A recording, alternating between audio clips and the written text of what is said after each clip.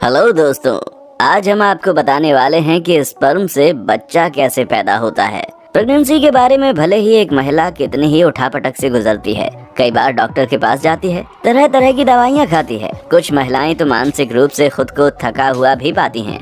यहाँ तक कि कई महिलाएं ऐसी हैं जो कि पूरे 9 महीने तक अच्छी नींद नहीं ले पाती। इतनी परेशानियों के बावजूद हर माँ के मन में एक ही बात होती है, गर्भ में पल रहा उसका शिशु खुश रहे और स्वस्थ रहे। इसके लिए जो कुछ संभव होता है वो हर माँ करती है। अपनी कोख से नए जीवन को जन्म देना किसी महिला के जीवन का सबसे खूबसूरत पल होता है। इस एहसास के लिए अपने गर्भावस्था के दौरान वो कई सपने भी सजाती है। महिला के मन में ये जानने की काफी उमंग होती है कि गर्भ किस तरह से पल रहा है, उसका विकास किस तरह से हो रहा है, वो क्या कर रहा है। परिवार के दूसरे लोग भी इस दौरान महिला की काफी देखभाल करते हैं। तो आइए जानते हैं कि गर्भ में किस तरह बड़ा होता है शिशु। चलिए वीडियो शुरू करते हैं। उससे पहले यदि आप हमारे चैनल पर नए हैं तो प्लीज चैनल को सब्सक्राइब करना ना भूलें। सबसे पहले तो आपकी जानकारी के लिए बता दें कि महिला के शरीर में रिप्रोडक्टिव अंगों में गर्भाशय, ओवरीज यानी अंडाशय, फैलोपिनियन ट्यूब, यूट्रस, वजाइना शामिल होती हैं। पुरुष में मौजूद स्पर्म वो सेल है जो बच्चे पैदा करने में मदद करता है। ये वीर्यकोश यानी टेस्टिस में बनते हैं। बच्चेदानी गर्भ के निचले हिस्से में होती है। इसके दोनों तरफ ओवरी होती है जो कि फैलोपिनियन ट्यूब से जुड़ी होती है। ओवरी में 2 छोटे अंडाकार अंग होते हैं। अंडाशय अंडों से भरे होते हैं जो हर लड़की जन्म से ही लेकर पैदा होती है। अंडे उसके शरीर के बाकी ऑर्गन की तरह होते हैं। जब माँ के गर्भ में फीमेल भ्रूण बन रहा होता है तब भ्रूण के बाकी अंगों के विकास के साथ साथ अंडे भी बनते हैं। जन्म सालों में गर्भ धारण की प्रक्रिया अंडाशयों से शुरू होती है। बेबी बनने की क्रिया को स्पर्म अंडे से मिलकर शुरू करता है। लड़की के अंडाशय से हर महीने अंडे रिलीज होते हैं जिसे ओव्यूलेशन कहा जाता है। इसी तरह पुरुष के शुक्राणु को परिपक्व होने में 72 दिन लगते हैं। इसके बाद परिपक्व शुक्राणु बाहर निकलते हैं। अंडे तक पहुंचने के लिए स्पर्म को तैरना होता है। शुक्राणु को ये दूरी तय करने में लगभग 10 घंटे लगते हैं। फैलोपिनियन ट्यूब में कोई डिंब इंतजार कर रहा होता है तो वो उसमें प्रवेश कर जाता है और फिर ये निषेचित होता है। उसके बाद निषेचित डिंब फैलोपिनियन ट्यूब से होते हुए गर्भाशय में पहुंचता है। तब भ्रूण बनना शुरू होता है। निषेचित अंडा गर्भाशय में पहुंचने के बाद बहुत सारे सेल्स में बढ़ता है। बॉलनुमा अंडे को ब्लास्टोसिस्ट कहा जाता है।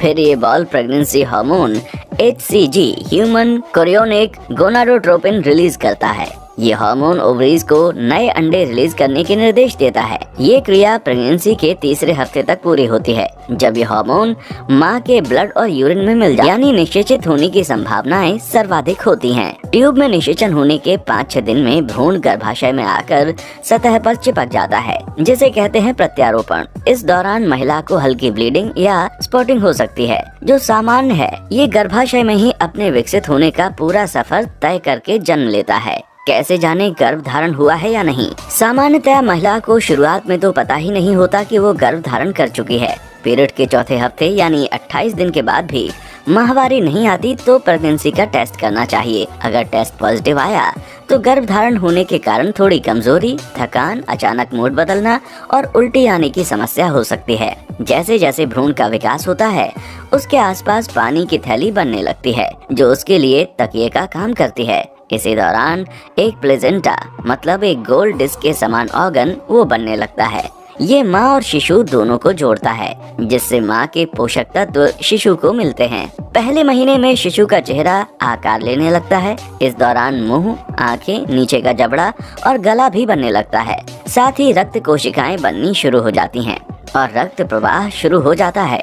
पहले महीने के अंत तक भ्रूण का आकार चावल के दाने से भी छोटा होता है। दूसरे महीने में चेहरा और अधिक विकास करने लगता है। धीरे धीरे भ्रूण के दोनों कान बनने शुरू होते हैं। दोनों हाथ पैर और उनकी उंगलियां, आहार नलिका और हड्डियां बनना भी आरंभ हो जाता है। 6ठे सप्ताह में शिशु की धड़कन सोनोग्राफी के माध्यम से देखी जा सकती है। दिमाग और स्पाइनल कॉर्ड बनाने वाली न्यूरल ट्यूब बन जाती है। शिशु में थोड़ी सी महसूस करने की क्षमता भी पैदा होने लगती है। इस महीने के अंत तक शिशु विकसित आता है। उसी के बाद ब्लड या यूरिन टेस्ट से प्रेगनेंसी का पता चलता है।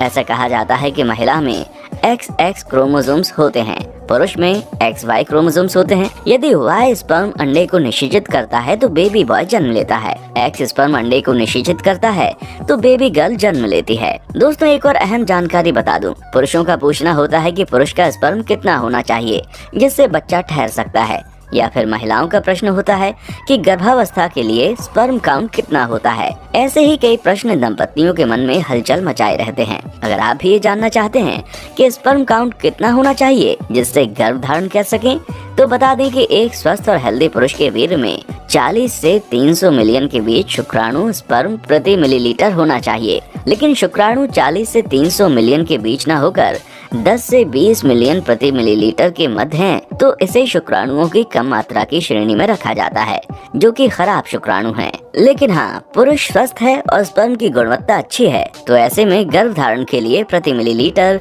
20 मिलियन स्पर्म काफी हो सकते हैं। कौन सा समय गर्भ धारण के लिए बेहतर है? ओव्यूलेशन का समय, अंडे का फैलोपिनियन ट्यूब में आना, यानी इसके 1-2 दिन पहले यौन संबंध बनाना लाभकारी होता है। इस समय शुक्राणु और अंडे के मिलन होकर 1.5 सेंटीमीटर का हो जाता है और उसका वजन 1 ग्राम हो जाता है। 9वें से 13वें सप्ताह का समय शिशु के विकास का महत्वपूर्ण पड़ाव होता है, इसलिए इसे पीरियड ऑफ ऑर्गेनोजेनेसिस भी कहते हैं। इस समय तक शिशु का चेहरा, कान, हाथ, पैर और उंगलियां पूरी तरह से बन चुकी होती हैं। नाखून बनना शुरू हो जाता है और जननांग बनने लगते हैं। इस महीने के अंत तक हृदय, धमनियां, लीवर और यूरिनरी सिस्टम काम करना शुरू कर देते हैं। ये शिशु के विकास का क्रिटिकल समय होता है, इसलिए गर्भस्थ महिला को अपना विशेष ध्यान रखना होता है। छोटी मोटी समस्या होने पर महिला को बिना चिकित्सक की सलाह के दवाई नहीं लेनी चाहिए। शिशु के विकास का पहला चरण 3 महीनों में पूरा हो जाता है, इसलिए इसके बाद गर्भपात होने की संभावना कम रहती है। तीसरे महीने के अंत तक शिशु की लंबाई 5.4 सेंटीमीटर होती है और वजन 4 ग्राम होता है। महिला का शिशु से भावनात्मक रूप से लगाव होना शुरू हो जाता है। चौथे महीने में आंखें और भौं, नाखून और जननांग बन जाते हैं। दांत और हड्डियां मजबूत होने लगती हैं। अब शिशु सिर घुमाना, अंगूठा चूसना आदि शुरू कर देता है। इस महीने फीटल डोपनर मशीन से माँ बच्चे की धड़कन को पहली बार सुन सकती है। सामान्यतः इस समय डॉक्टर आपको डिलीवरी की तारीख दे देते हैं। शिशु का वजन 100 ग्राम तथा लंबाई 11.5 सेंटीमीटर होती है। 5वें महीने में सिर के बाल बनने शुरू हो जाते हैं। कंधा, कमर और कान बालों से ढक जाते हैं। ये बाल बहुत ही मुलायम और भूरे रंग के होते हैं। ये बाल जन्म के समय पहले सप्ताह तक झड़ जाते हैं। इसके अलावा शिशु पर एक वैक्स जैसी कोटिंग होती है जो जन्म के समय निकल जाती है। इस समय तक शिशु की मांसपेशियां विकसित हो जाती हैं, इसलिए वो हलचल शुरू कर देता है जिसे माँ महसूस कर सकती है।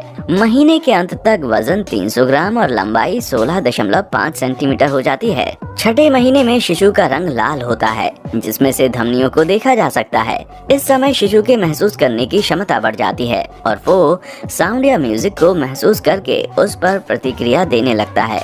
इस महीने के अंत तक उसका वजन 600 ग्राम और लंबाई 30 सेंटीमीटर हो जाती है। 7वें महीने में शिशु में फैट बढ़ने लगता है। उसकी आवाज सुनने की क्षमता और ज्यादा बढ़ जाती है। लाइट के प्रति अपना रिएक्शन देता है और जल्दी जल्दी अपना स्थान बदलता है। इस समय तक शिशु इतना विकसित हो चुका होता है कि किसी कारण से प्री मैच्योर डिलीवरी हो जाए तो वो जीवित रह सकता है। 8वें महीने में शिशु की हलचल और ज्यादा बढ़ जाती है, जिसे माँ बहुत अच्छे से महसूस कर सकती है।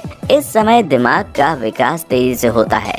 वो सुनने के साथ देख भी सकता है। फेफड़ों के अलावा अन्य सभी शारीरिक अंगों का विकास पूरा हो चुका होता है। इस महीने में शिशु का वजन 1700 ग्राम होता है और लंबाई 42 सेंटीमीटर होती है। अब महिला का नए जीवन को दुनिया में लाने के प्रति उत्साह चरम पर होता है और वो जन्म का इंतजार करने लगती है। 9वें महीने में बच्चों के फेफड़े भी पूरी तरह से बन चुके होते हैं। शरीर में हलचल बढ़ जाती है। पलकें झपकाना, आंखें बंद करना, सिर घुमाना और पकड़ने की क्षमता भी विकसित हो जाती है। इस महीने के अंत तक गर्भाशय में जगह कम होने के कारण शिशु की हलचल कम होने लगती है। इस समय बच्चे का वजन 2600 ग्राम और लंबाई 47.6 सेंटीमीटर होती है। अब शिशु दुनिया में आने के लिए तैयार हो जाता है और धीरे धीरे नीचे आने लगता है। जन्म के समय सामान्यतः शिशु का सिर पहले बाहर आता है। महिला के गर्भ धारण से लेकर शिशु के दुनिया में आने तक की यात्रा अनूठी और कई तरह के अनुभव लिए होती है। तो दोस्तों, आज की वीडियो में बस इतना ही। अगर आपको हमारी वीडियो अच्छी लगी है तो आप इसे लाइक करें और दोस्तों के साथ शेयर कीजिए।